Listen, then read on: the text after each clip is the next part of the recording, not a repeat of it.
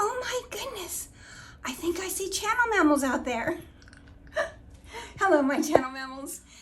I wonder what you're doing here today. I bet you're here to learn how to make chocolate graham cracker cookies. I bet. Would you like to come with me and we'll do it together? Thank you.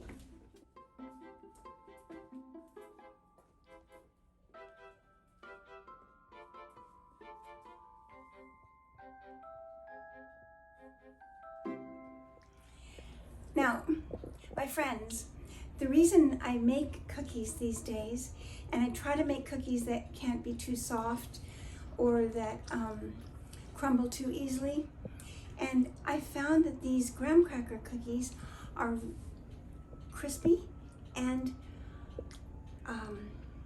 malleable at the same time. They're amazing, really. And this is how they look in the ones I made. I made them to go into little gifts for the people who want to order things from our works, just as a little gratitude. But you see how the walnut, which is the crown and glory, is kind of camouflaged by the brownness of the whole surface. So I got this idea. You know, I was telling a friend of mine, they never had chocolate graham crackers that I ever knew when I was a child. So I didn't even know that they existed until I was a grown-up about 3 months ago. I'm a slow developer, I guess. But I thought, at that time, that's my answer. I really wanted the cookies to pop as looking special, not just beige, not just brown. And I didn't know how to do that and still have the graham cracker cookie. And then when I realized there were chocolate graham crackers, and I tasted one and I could taste the graham and just as the same, but I can also taste chocolate, but it's not the taste so much as the color, which I haven't seen all mixed in yet. So we'll see what these come out like. But they certainly can't help but show off the walnut better, I would think. So let's give it a try.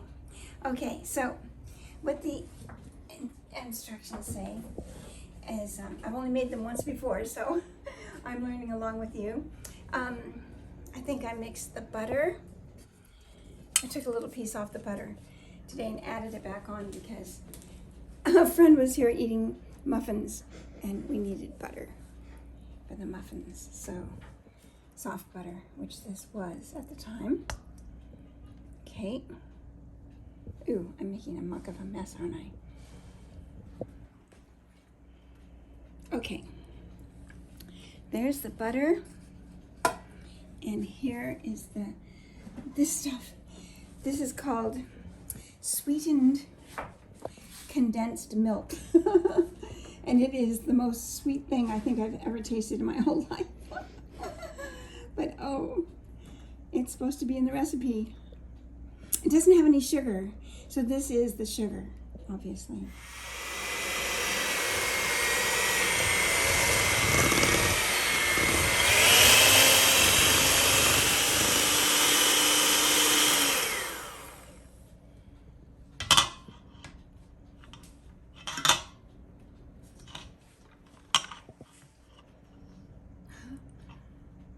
On a boat, nothing's straight, so it worries me.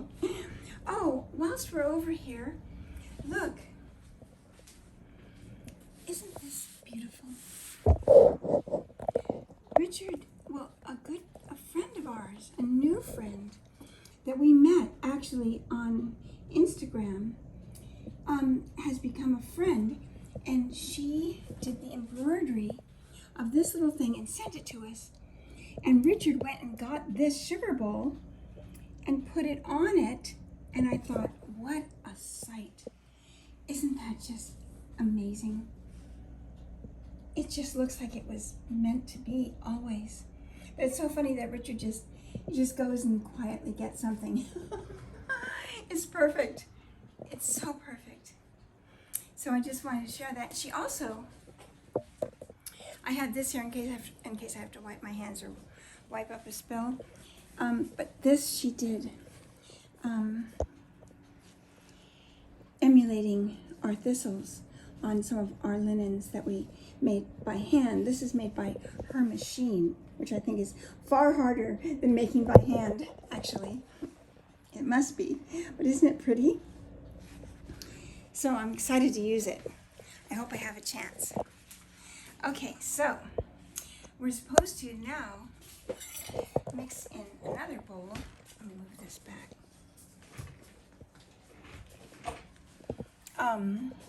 The graham cracker dust. And the way I made this was in a mixer, or what are those called? A blender, I think. And they just turned into these fine crumbs. But also I did some on my own when I realized it needed more graham crackers to add up to 1.5 cups. And I just put it in a plastic bag and sealed the plastic bag, you know, the kind that have a self-seal edge. And I took my smaller rolling pin and I rolled it back and forth and back and forth and back and forth and in and out and in and out and flipped it over and did it again. And it was great too. So it all came together. So this is the graham cracker, the chocolate graham cracker. And then this is 2 teaspoons of baking powder. And it's in my favorite little thing, which used to have a glass inside. But now that it doesn't have a glass, I always put my own little rough in there and use it for things. And actually it looks kind of pretty to me. I'm so used to it. I think a glass would look kind of boring now. Isn't that fun? But isn't it just beautiful? So that's 2 teaspoons of baking powder. And then this is 1/2 cup of flour. I always put cupcake papers in things. It helps them to close a little tighter and also to open with ease in a way also. And sometimes the inside of a cap might be rusty or something. This one isn't, but you could put it on all the way on the inside too. So this is 1/2 cup of flour. And that's all. You just stir these together. This is the easiest recipe so far, isn't it? just put these guys, let them be together here. It's mostly for the benefit of the baking powder, you know, not clumping up and tasting terrible in one area or another. But it's going to go in with this other as well. So.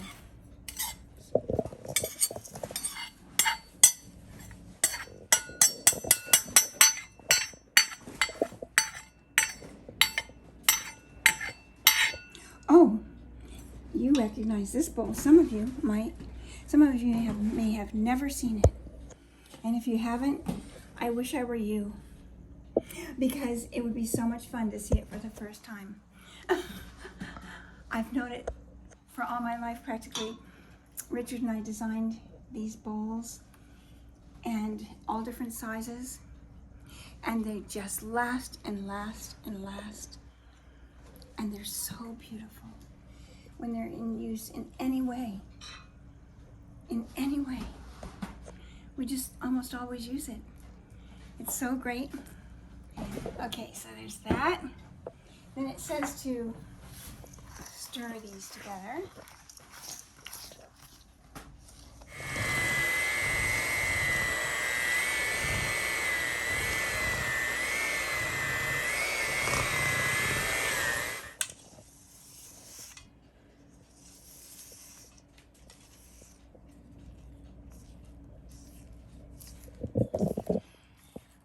How chocolatey this is going to look.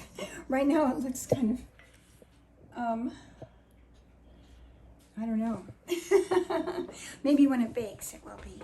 Now these are our orange rinds that we sparkle ourselves. They're so delicious. They're great.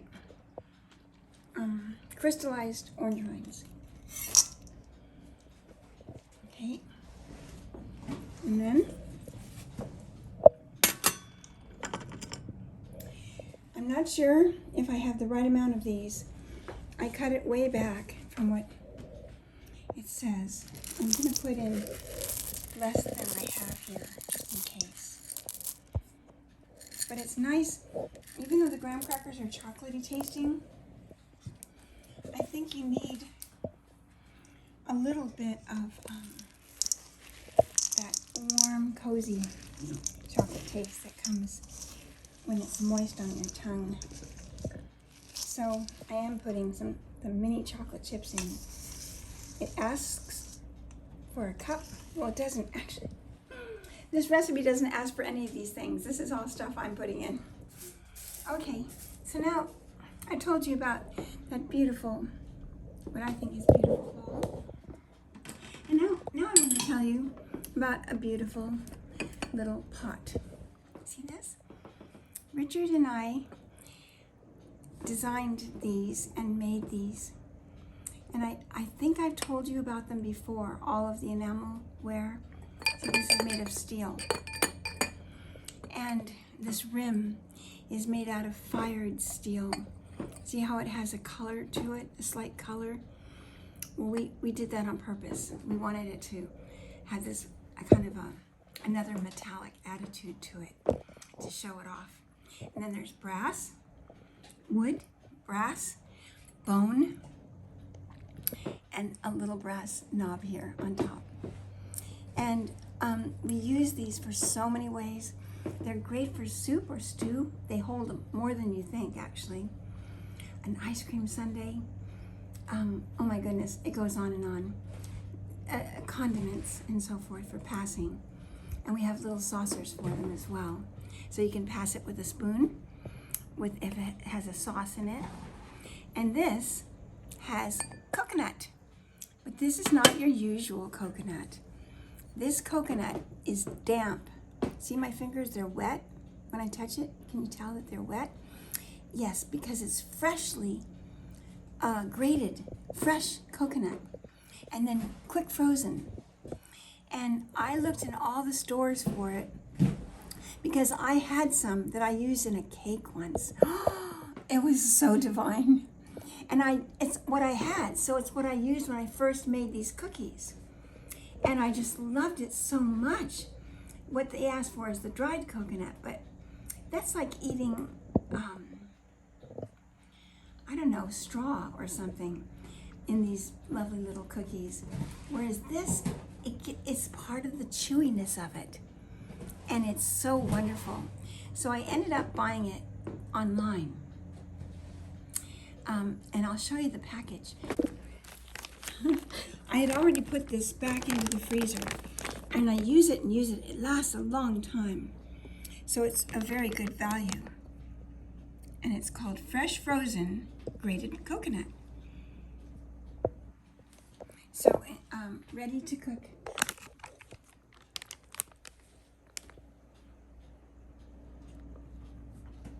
Keep frozen.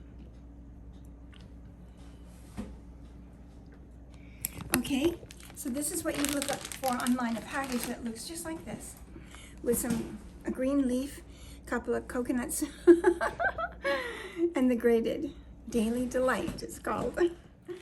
So what we have in the actual recipe that a friend gave me, it called for chopped nuts in these cookies. But I decided to put one unchopped nut on the top and make them small so that that's the creme de la creme, the most important thing, the crown on in the glory of this cookie. So it has no nuts inside, but cocoa nut, and it has the orange and the chocolate. None of those are, I think in her recipe, the friend that gave it to me, there were chocolate chips, just regular chocolate chips, but it didn't have the orange, and it did have the coconut.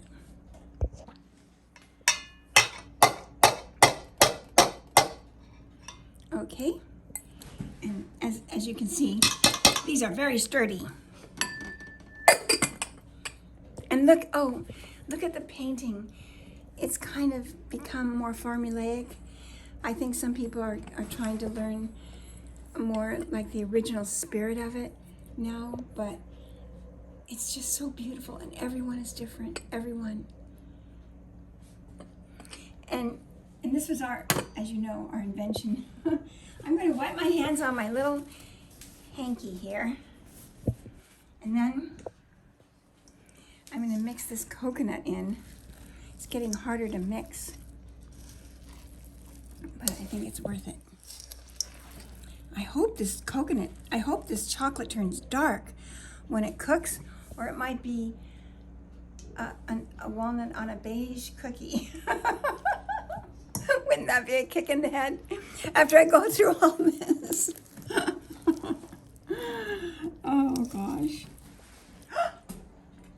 You know what I forgot? The ginger. Here it is. Oh my gosh. I'm so grateful I saw it just in time. That's amazing. Oh my word. It would have been terrible without that. Oh. Okay, now I need mussels. Many, many mussels. Oh, I'm so grateful. Oh, just in the nick of time. Just when I have to start putting it out into the cookie sheet. Okay. I'm just showing you here that you use the smallest scoop that you have. I don't know what size that is. It doesn't say. I bought these in Germany many years ago, and they didn't ever have sizes on them. But it's my smallest size. And then you try to get this centered.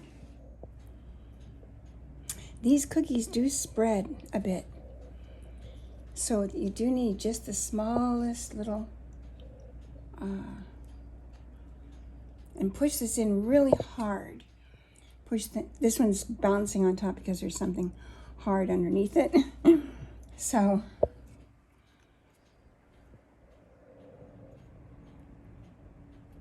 try to get it centered and hard.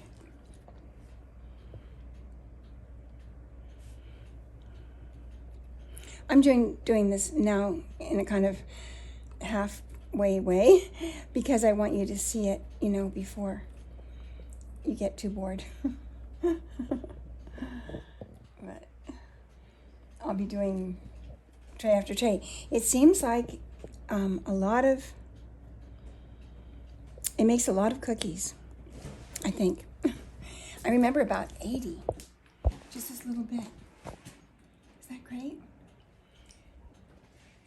Here they all are. You see how I really tried hard to get them right in the center, although sometimes they'll slip off a bit or they're under something very bumpy, but they look pretty secure. And it's just that tiny little scoop, and I have no idea how long they take because I haven't made them except one other time, and it was quite a while ago, you know, because they lasted so long because it made 80 cookies, I think. But here they go. Let's find out if they show off the big thing is, does the crown and joy show in its most proud way, or does it just get buried in the mud? Let's see. Ooh. There we go. So, whilst the first batch is in, and we hopefully won't forget it, I thought I could tell you a few little stories. I just hope we don't burn the cookies, and I hope my teeth don't have too much chocolate in them. I'm trying to eat it out bit by bit.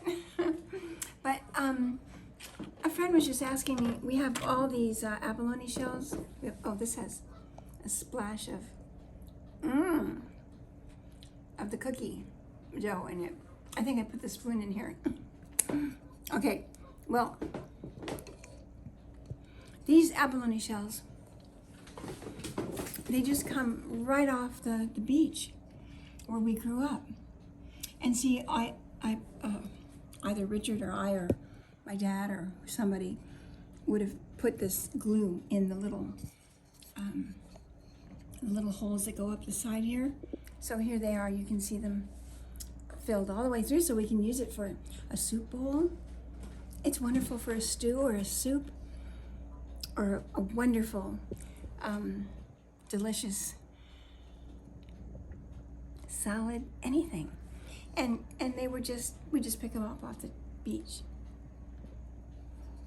So I just wanted to tell you why we have so many of those and we use them so practically, and they're not all shiny on all sides. Okay, now there's one more thing.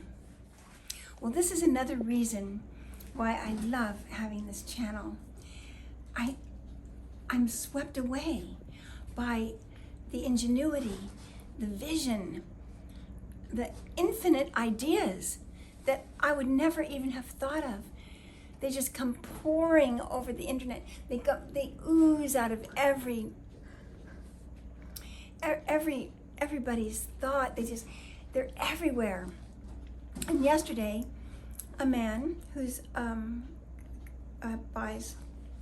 has bought a few things from us,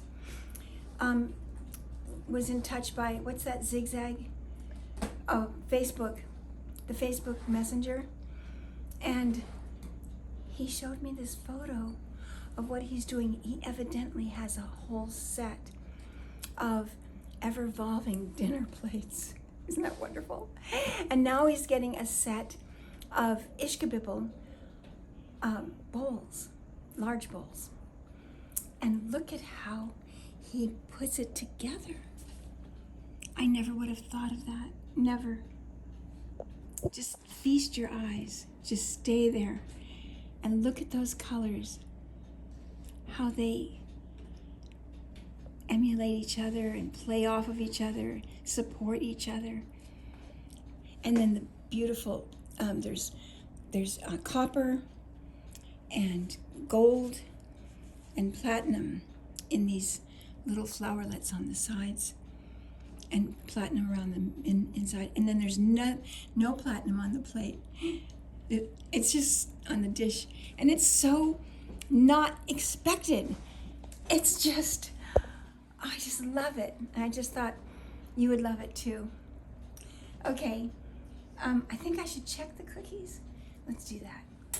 We just pulled them out. They might be overcooked, and one looks like he fell off the edge.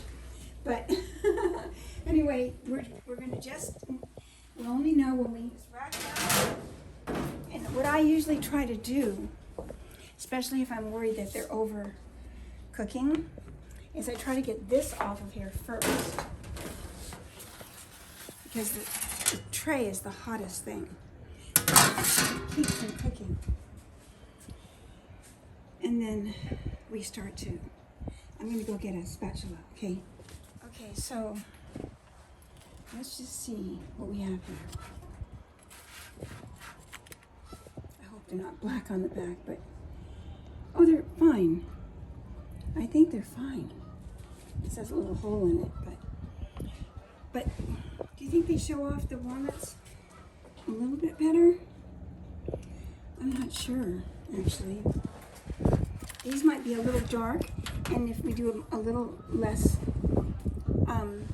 the walnuts wouldn't get so toasted, you know, possibly.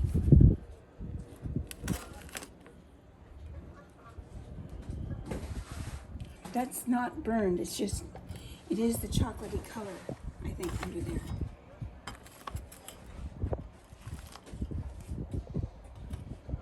Or the breeze is making these get cool right away. Wait, really fast.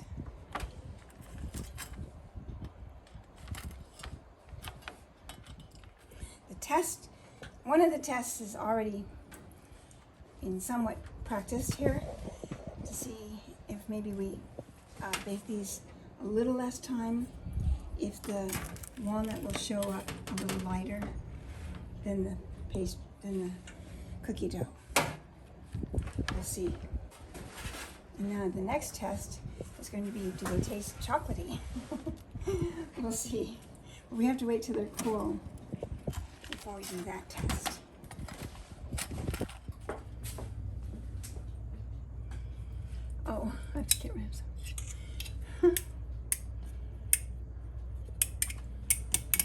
Oh, look at you. Guess what? You have to find a new place to live because your apartment is going to California very soon after I pack it. Okay? He's lived on here in between our uses, which is often. Very often. And here's another thing that's been on here. Oh, this is interesting because a lot of people don't know, they don't really understand how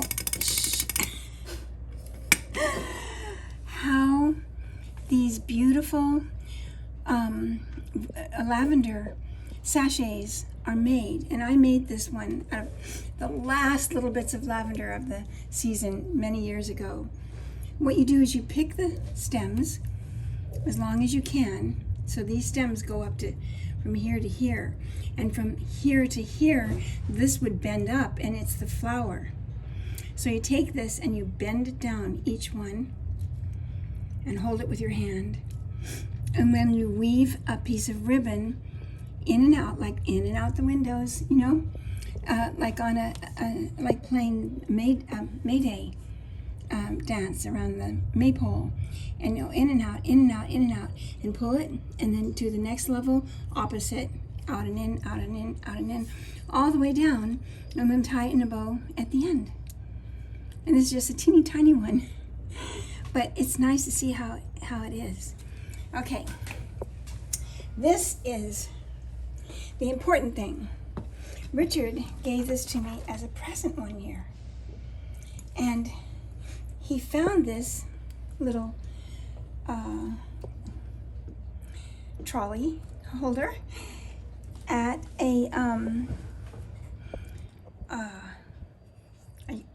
I don't know, at an antique store. And then he made, well, these are our dishes. This is a saucer called King Fairy. And see how King Fairy, it has all this. He had just built a stone wall all around our house. So those are the stones for the stone wall. That's why I named it King Fairy. And then these are the flowers that were in like above it. There was a place cut out in the grass where there was a garden above the stone wall, and we grew flowers in that. In the middle of our land, we had thousands of sunflowers, and so that stands for that. And then this, now actually I'm just seeing, look, this dish was broken once and is now mended. So before we ship this off, I think I'm going to work on the mending more, because we just did it for our own use, but it's very strong. But I just noticed that it had been mended, which I didn't remember, because we've used it and used it and used it. And this one had been mended also right here. But Richard made these dishes for Heather. See, it says, Happy Valentine's Day. Love, Richard. 1997. Richard made this for me for Valentine's Day. Isn't that great? And this is one of the dishes from Heather's doll dishes that he had made. We both worked on those. But this had a chip out of it, so it's been filled in. But it's part of its story and its age. I mean, we have used this for many, many years. It's very strong and sturdy. And it always makes every tea time just a pure delight. Everybody loves, I made these muffins at 2:30 this morning. But we might have a lot of little muffins under here, maybe smaller than this. And up here would be the honey butter in a little pot. And then we bring it to the table, and it seems so special.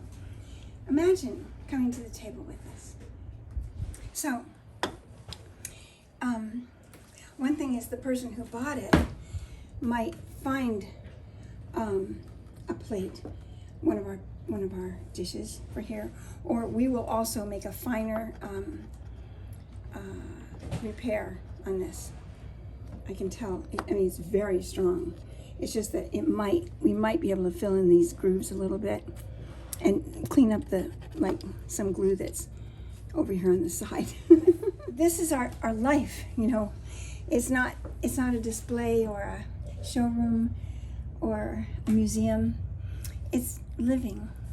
And these stories help to tell this rich, wonderful life that doesn't stop and just put something in a glass cabinet, but brings it right to the table. See, here I wiped it clear off, so it doesn't have any frills. And also, you can see they make a nice size cookie, but you don't want to have a whole lot extra.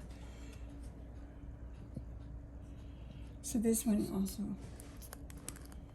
And the only reason that they bumped into each other is I think I shoved the gate closed too hard on them, and some of them got rattled around in the back of the cooker. But my main thing right now that I want to share with you is to see if a few minutes less would make them show off the walnut a little bit better, not let it get too dark.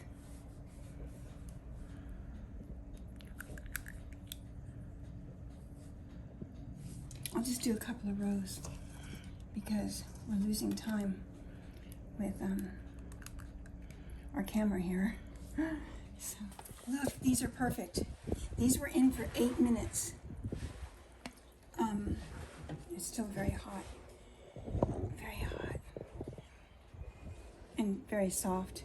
But I thought I'd move them over here where the wind is strong. I think it's showing off the walnuts better. I do. I'm going to push these in. It's soft enough that I can secure these in even better, which is going to be great. Yeah, the more you can push those walnuts in. They don't ever fall out, but it's because I usually push them in. I can't quite take them off of here yet, but soon. I like the look of these, but I think the walnuts show off better. I'm trying to take them very carefully off, but still get them off.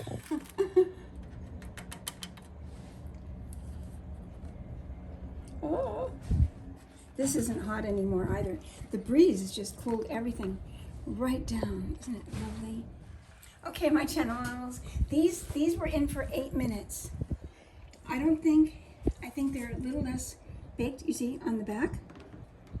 You see, then, let's see, I'll get another one that I can pick up pretty. See how these are more honey colored on the back, and these are darker? See the difference? And I like the way those are, and it didn't really help I don't think it really helped these to show up better, being lighter. So I think if you went, you know, a couple more minutes, it would be, you know, like 10 minutes, it would be really good and fine, because it shows that the walnuts get tanned right away. But boy, they're going to be good. Okay, my channel mammals, I'm so glad you came. We talked about quite a few different things, and it was just great doing it with you. Thank you. I have to do the rest all by myself. But I'll miss you.